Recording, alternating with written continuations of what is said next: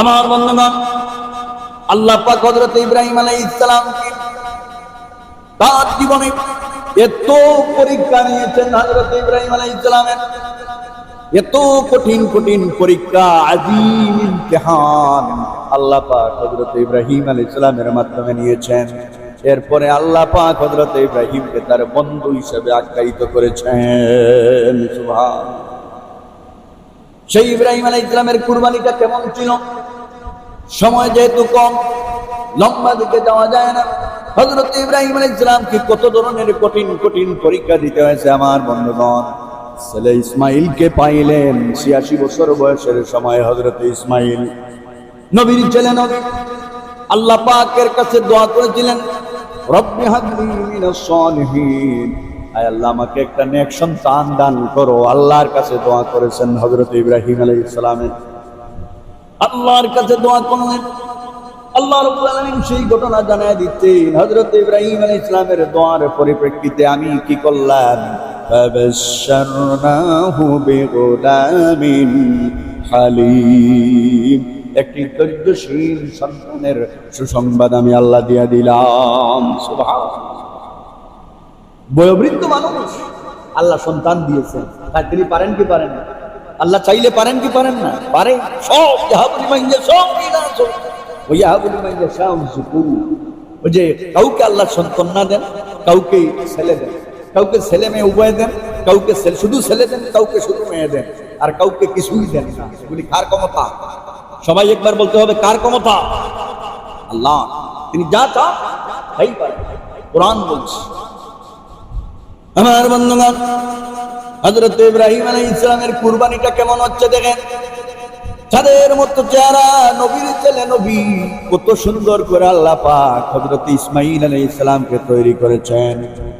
সেই ছেলেকে বললেন, প্রথমে বললেন জনমানবহীন যেখানে সেখানে ফেলে আসো, কোনো খাবার নাই, দাবার নাই, কিছুই নাই। ওই জায়গায় হযরত ইব্রাহিম আলাইহিস সালাম মা, তার ইসমাইলের মা এবং ইসমাইলকে দুধের বাচ্চাকে রেখে আসলেন। কত বড় কঠিন পরীক্ষা, লম্বা ইতিহাস। এরপরে যখন ছেলে চলাফেরার বয়স শুরু হয়ে গেল, তার সাথে উঠা বসা চলাফেরার সময় যখন হলো, কেবল না মাত্র হয়তো ৭-৮ বছর বয়স হবে। এই সময় তো বাপের সাথে ছেলে হাঁটতে পারে, চলতে পারে, ঠিক কিনা বলেন? কি আদরের সন্তান। এমন সময় আল্লাহ পাকের পক্ষ থেকে তার নবীর উপরে আবার পরীক্ষার জন্য আল্লাহ অর্ডার করলেন।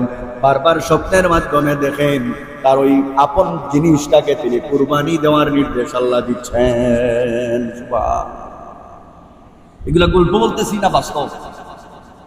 এটা গল্প বানায়া কথা না কোরআনের কথা? কোরআনের কথা। কোরআনে আল্লাহ রাব্বুল আলামিন সেই কথাগুলি বলেছেন। সূরা সাফফাত ১০২ নম্বর আয়াত। ইতিহাস জানাচ্ছেন আমাদের জানানোর জন্য, আমাদেরকে বোঝার জন্য। আল্লাহ পাক ইব্রাহিমের সাথে কি ব্যবহার করেছেন তা জানায়া দিয়েছেন গোটা জাতিকে। সুবহানাল্লাহ বলেন। আল্লাহ রাব্বুল আলামিন বলেন, ফালাম্মা বালাগা মাআহুস সা'য়া ক্বালা ইয়া বুনাইয়া ইন্নী আরা ফিল মানাম আন্নী আযবাহুক ফানজুর মাযা তারা। হযরত ইব্রাহিম আলাইহিস সালাম তিনি বললেন, ওগো ইসমাঈল, যখন তার পিতা আল্লাহ ঘটনা বর্ণনা করতেছেন কোরআনে কারীমের ভিতরে, যখন তার পিতার সাথে চলাফেরা করার বয়সে উপনীত হল, তখন ইব্রাহিম আলাইহিস সালাম বললেন, হে আমার কলিজার টুকরা সন্তান, ওগো আমার নয়নের পুতুলি, ওগো আমার কলিজার টুকরা ছেলে ইসমাঈল, আমি স্বপ্নে দেখেছি আমি তোমাকে জবাই করতেছি। এখন তোমার রায় কি? তুমি আমারে জানাইয়া দাও। এই কঠিন পরীক্ষা, এই পরীক্ষাটা কঠিন না সহজ? সহজ না কঠিন পরীক্ষা? কঠিন পরীক্ষা। বাপ তার ছেলেকে বলতেছি, জবাই করতেছি আমি তোমাকে নিয়ে। আমি বারবার, বাবা আমি দেখেছি স্বপ্নে তোমাকে জবাই করতেছি, তোমার রায়টা কি? নবীর ছেলে নবী, বুঝতে আর দেরি হয় নাই। আমার বাবা তো আল্লাহর নবী, পয়গম্বরদের স্বপ্ন কখনো মিথ্যা হতে পারে না। তিনি যখন স্বপ্নে দেখতেছেন, নিশ্চয়ই এটা আল্লাহ পাকের নির্দেশ।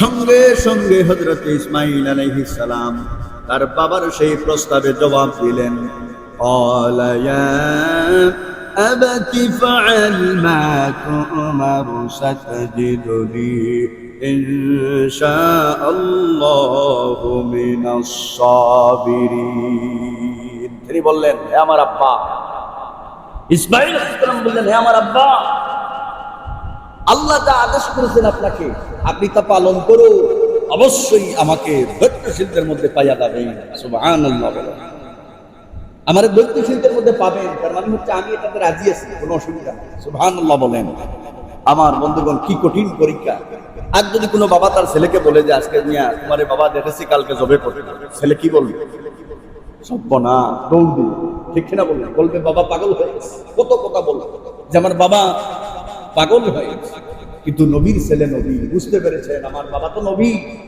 বানায়া কোনো কথা বলতেছেন না তিনি স্বপ্নে দেখেছেন তাই আমিও সেটাকে মানতে হবে বাবা আপনি যখন দেখেছেন আমি রেডি আছি কোনো অসুবিধা নেই জোরে বলেন না একবার সুবহানাল্লাহ আমার বন্ধুগণ কুরবানি কারে বলে সেটা বোঝানোর জন্য এই ঘটনাটা এসেছে যেহেতু এই প্রেক্ষিতেই আল্লাহ পাক এই ঘটনা জানিয়ে দিয়েছেন হযরত ইব্রাহিম আলাইহিস সালামের সাথে কি হলো পিতা পুত্র দুজন যখন রাজি হয়ে গেল তারা কুরবানি একজন কুরবানি করবে আর একজন জবেও হবে দুজন পিতা পুত্র রাজি হয়ে গেল এমন পরিস্থিতিতে কি হলো আল্লাহ রাব্বুল আলামিন বলেন ফালাম্মা আসলামা ওয়া তাল্লাহু লিল জাবিন অতঃপর যখন তারা উভয় আনুগত্য প্রকাশ করলেন এবং পিতা পুত্রকে কাট করে শোয়াইলেন আল্লাহ পাক ঘটনা জানাচ্ছেন সুবহানাল্লাহ পিতা যখন তার পুত্রকে কাট করে শোইয়েই দিলেন জবে করার জন্য পরিস্থিতি কি আর দূরে রয়েছে না একেবারে বাস্তবসম্মত হয়েই যাচ্ছে বাস্তবতার মুখোমুখি জবে করে নিবেন আল্লাহ রাব্বুল আলামিন যখন বুঝতে পারলেন ইব্রাহিমের মন মানসিকতা ইসমাইলের মন মানসিকতা তাদের আনুগত্যের নমুনা যখন আল্লাহর কাছে পরিষ্কার হয়ে গেল আমার বন্ধুগণ আল্লাহ পাক তখন ডাক দিলেন ওয়ানাদাইনাহু আইয়া ইব্রাহিম আমার বন্ধুগণ আল্লাহ রাব্বুল আলামিন দুনিয়ার মানুষদেরকে ওয়াজ শোনাচ্ছেন তিনি বলতেছেন আমি ডাক দিলাম ওগো ইব্রাহিম ও ইব্রাহিম قد صدقت الرؤيا إنا كذلك نجزي المحسنين আমি তখন ইব্রাহিমকে ডাক দিলাম ওরে ইব্রাহিম তোমরা দুজনই তো সারেন্ডার হয়ে গেলাম আমি দেখতে পাচ্ছি যা তুমি স্বপ্নে দেখেছো তা তো বাস্তবেই তুমি যা দেখেছো তাই তো বাস্তবে রূপ ধারণ করতেছ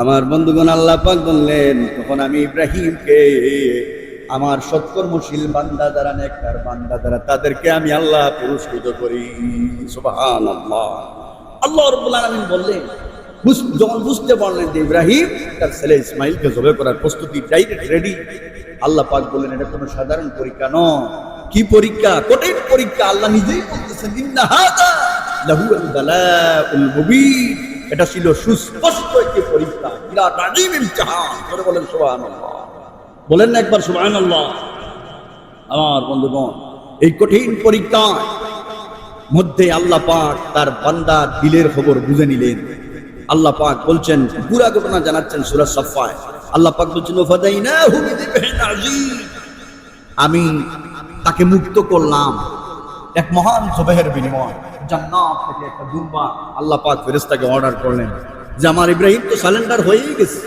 আমি চাই না তার ছেলে জবে হোক তার নিয়ত আমি বুঝে নিয়েছি তার দিল তার আমল সালেহ আমার কাছে সে পরীক্ষায় পাস করে নিয়েছে ওগো ফেরেশতা যাও জান্নাত থেকে দুম্বা নিয়ে যাও আর ইব্রাহিমের শরীর নিচে ইসমাইলকে সরায়া ওই জবেকে দিয়া কুরবানি করে আছে সুবহানাল্লাহ আমার বন্ধুগণ আল্লাহ রাব্বুল আলামিন এই যে ধারাবাহিকতা ইব্রাহিম আলাইহিস সালাম এই যে ধারাবাহিকতা করেছিলেন সেই যে কুরবানি দিয়েছিলেন আল্লাহ পাক বললেন আমার ইব্রাহিমের ওয়াতারাকনা আলাইহি ফিল আখিরিন আমি তার জন্য এই বিষয়টি ভবিষ্যৎ বংশধরদের মধ্যে কায়েম রাখলাম সুবহানাল্লাহ এই যে কুরবানি আমরা করতেছি এই কুরবানিটা সেই ইব্রাহিম আলাইহিস সালামের কুরবানির দ্বারাকে তার উত্তরসূরি কিয়ামত পর্যন্ত যারা আসবে ইব্রাহিমের সন্তান সবাইকে কুরবানি করা ওয়াজিব আল্লাহ করে দিয়েছেন সুবহানাল্লাহ বলেন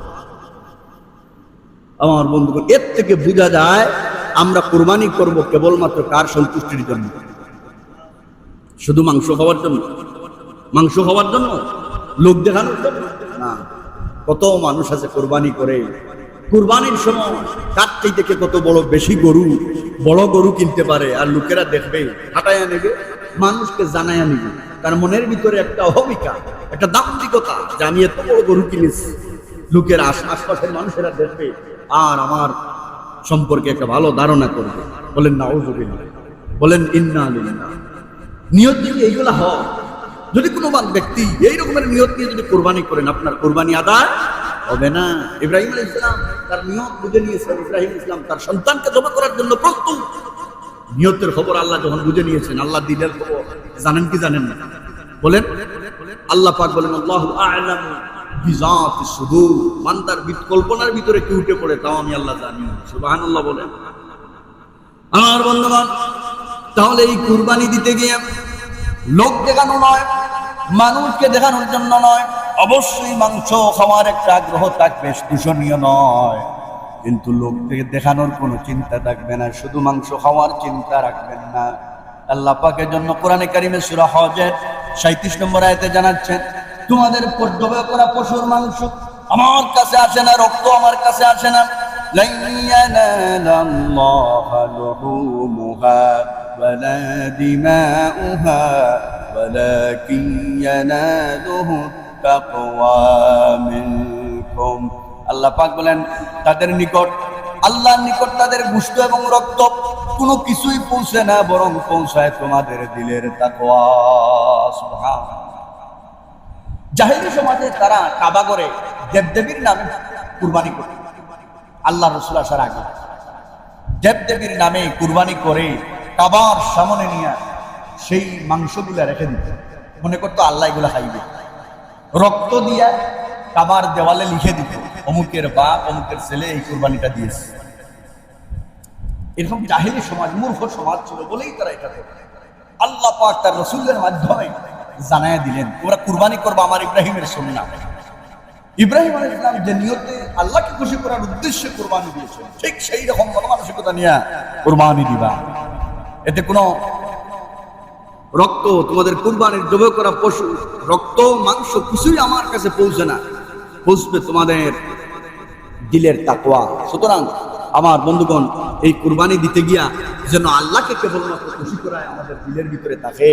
যদি কোনো মানুষকে খুশি করার উদ্দেশ্য চিন্তা নিয়ে কোনো ইবাদত আমরা করি, তাহলে সেই ইবাদত আল্লাহর কাছে কবুল হবে না।